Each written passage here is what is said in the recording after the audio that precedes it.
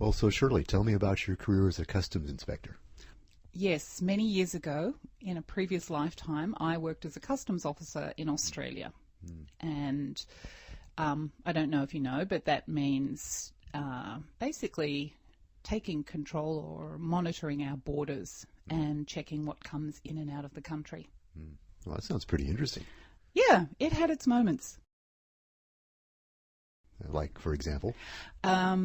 Well, Australia has very strict quarantine regulations, so we'd often get people trying to smuggle in prohibited food or seeds or plants. And I remember one time there was a man who had an entire sapling, a small tree, strapped to his body.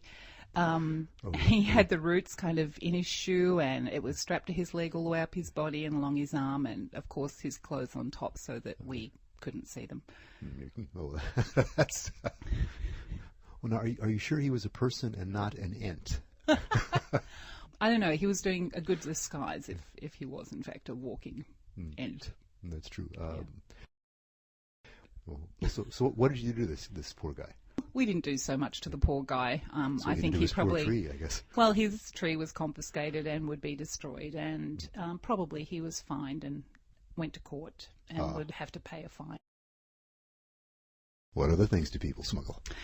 All sorts of strange things. Sometimes they smuggle things that they don't even realize are prohibited. So, for example, canned foods like pate or canned meats are also completely prohibited. Oh, boy. Yeah.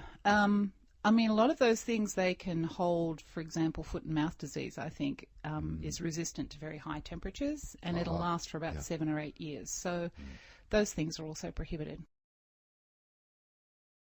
Birds, which is pretty sad because when people bring in something like birds or small animals, the death rate for the animals is extremely high. So usually only about 10% actually survive, and if they get caught, then they can't have them anyway.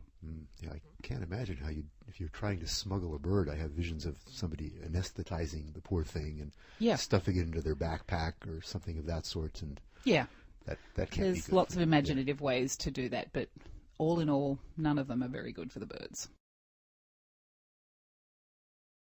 Any reptiles? Well, yeah, people do smuggle them in.